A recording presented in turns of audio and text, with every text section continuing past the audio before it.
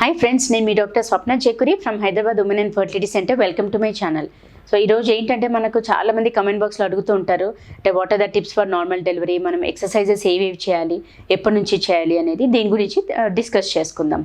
So basically normal delivery అనేది it's a natural delivery and it's a dream. అంటే మామూలుగా ఈ 8th month 9th month పరంగానే చాలామంది అనుకుంటుంటారు నాకు నార్మల్ డెలివరీ అయితే బాగుండు అన్నట్టుగా. అంటే it's a dream of every lady to have a natural birth. కాకపోతే ఏంటంటే మనకు 90% మీ చేతుల్లో ఉంటుంది, అంటే మన పేషెంట్స్ చేతుల్లోనే ఉంటుంది, 10% మా చేతుల్లో ఉంటుంది. సో మనం చెప్పేటివి ఎక్సర్సైజెస్ అన్నీ చెప్తూ ఉంటాము, టిప్స్ అన్నీ చెప్తాము, బట్ అల్టిమేట్గా ఎక్సర్సైజెస్ చేయాల్సింది మీరే అండ్ టిప్స్ ఫాలో అవ్వాల్సింది కూడా మీరే.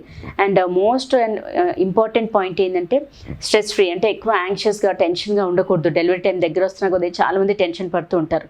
అలా కాకుండా రిలాక్స్గా ఉండాలి అండ్ మైండ్ స్ట్రెంత్, అంటే like mentally you should be fixed. Okay, I can do it, I can push the baby అన్నట్టుగా మీరు ముందు నుంచే ఆ మెంటల్ స్టామినా అనేది పెంచుకోవడం బెటర్ ఆప్షన్. సో ఫ్రెండ్స్, ఇవాళ ఏంటంటే మనము ఎక్సర్సైజెస్, అంటే మన సైడ్ నుంచి ఎక్సర్సైజెస్ ఏవేవి చేయాలి, ఎప్పటి నుంచి చేయాలి అండ్ ఎంత, అంటే కౌంట్ ఆఫ్ ఎన్ని, అంటే 50 చేయాలా 100 చేయాలా, అట్లాంటివన్నీ కూడా మనము తెలుసుకుందాం. So first and foremost important exercise butterfly exercises. So butterfly exercises అనేది మనకు you can start from 4th month onwards. Because ఇనీషియల్గా ఫస్ట్ 3 monthsలో ఏంటంటే అప్పుడే ప్రెగ్నెన్సీ అత్తుకునే స్టేజ్లో ఉంటుంది, ఇంప్లాంటేషన్ స్టేజ్లో, మళ్ళీ ఒక్కొక్కసారి డిస్టర్బ్ అయ్యే ఛాన్సెస్ కూడా ఉంటుంది. So you can start doing butterfly exercises from 4th month onwards. So 4th month నుంచి స్టార్ట్ చేసుకొని గ్రాడ్యువల్గా 10 నుంచి స్టార్ట్ చేస్తూ నిదానంగా కౌంట్ ఆఫ్ 50. దాని తర్వాత by the time 9th month వచ్చేసరికి అరౌండ్ 200 బటర్ఫ్లై ఎక్సర్సైజెస్ డైలీ చేసుకునేటట్టు ఉండాలి. సో ఈ బటర్ఫ్లై ఎక్సర్సైజెస్ వల్ల ఏంటంటే మనకు కింద పెల్విక్ ఫ్లోర్ మజిల్ స్ట్రెంథన్ అవుతుంది, ప్లస్ పెల్విక్ జాయింట్స్ లాక్సిసిటీ కానీ ఆ మూమెంట్ కానీ పెరుగుతుంది అండ్ అది మనకు పెల్విక్ గర్డిల్ అనేది వైడన్ అవ్వడానికి హెల్ప్ అవుతుంది. ద సేమ్ టైం సర్వైకల్ ఓపెనింగ్కి అదంతా కూడా మనకు ఈ పెల్విక్ ఫ్లోర్ మజిల్స్ ఎక్సర్సైజెస్ వల్ల మనకు యూజ్ అవుతుంది. So that's a most important butterfly exercises.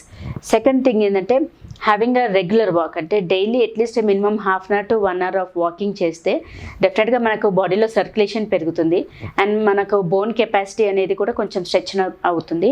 At the same time మనకు మజిల్ టోన్ అనేది పెరుగుతుంది and especially this pelvic floor మజిల్స్ది కూడా లాక్సిసిటీ అండ్ స్ట్రెంథనింగ్ ఇంప్రూవ్ అవుతుంది.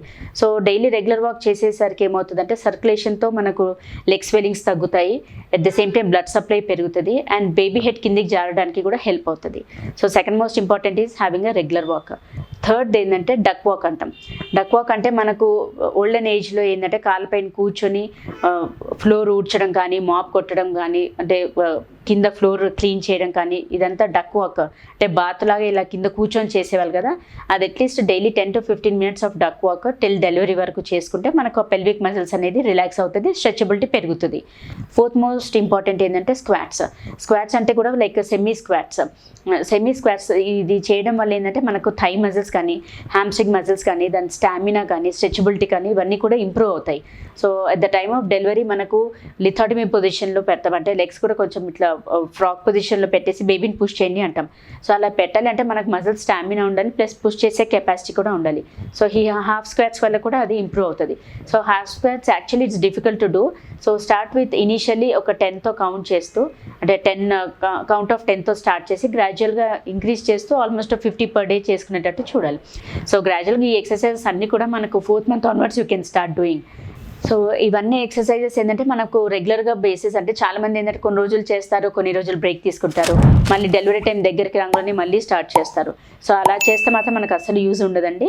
Start from 4th month onwards and till delivery వరకు daily రెగ్యులర్గా without fail చేస్తేనే మనకు ఉపయోగం ఉంటుంది. బట్ ఈ ఎక్సర్సైజెస్ ఏంటంటే అందరూ చేయలేరు. దెర్ ఆర్ సర్టన్ కండిషన్స్, అంటే కొన్ని కండిషన్స్లో ఎక్సర్సైజెస్ అవాయిడ్ చేయమంటాం. అది ఏ కేసెస్లో అంటే మనకు లో లయింగ్ ప్లాసెంటా మాయ కిందికి ఉన్నప్పుడు, లేదు అథెరిన్ ప్లాసెంటా, అంటే ప్లాసెంటా ప్రీవియా కానీ, ప్లాసెంటా అక్రీటా, అంటే మాయ గట్టిగా తుక్కపోయి ఉంటుంది కింది భాగంలోనే, అలాంటి వాళ్ళకి ఇది అవాయిడ్ చేయడం better. Plus high risk pregnancies like ఐవీఎఫ్తో కన్సీవ్ అయిన వాళ్ళు, ట్విన్స్ ఉన్నవాళ్ళు అండ్ ఆల్రెడీ సర్వైకల్ స్టిచ్ ఉన్నవాళ్ళు, ఇట్లాంటి వాళ్ళు better to avoid these exercises. ఇంకోటి ఏంటంటే ప్రీవియస్ హిస్టరీ ఆఫ్ అబార్షన్స్. కొందరికి ఏంటంటే ఫస్ట్ 3 monthsలో ఎస్పెషలీ 5th month అంటే మిడ్ ట్రైమిస్టర్ అబార్షన్స్ అలా అయిన వాళ్ళకి ఏంటంటే సర్వైకల్ ఇన్కాంపిటెన్స్, అంటే సర్విక్స్ ఆల్రెడీ వీక్గా ఉంటుంది.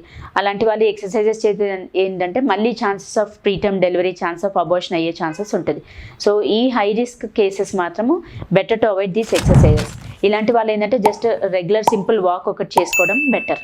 సో ఫ్రెండ్స్, ఈ వీడియో మీకు నచ్చినట్లయితే, ఇన్ఫర్మేటివ్ అనిపించినట్లయితే please like my video and share with your friends and needy people. Thank you.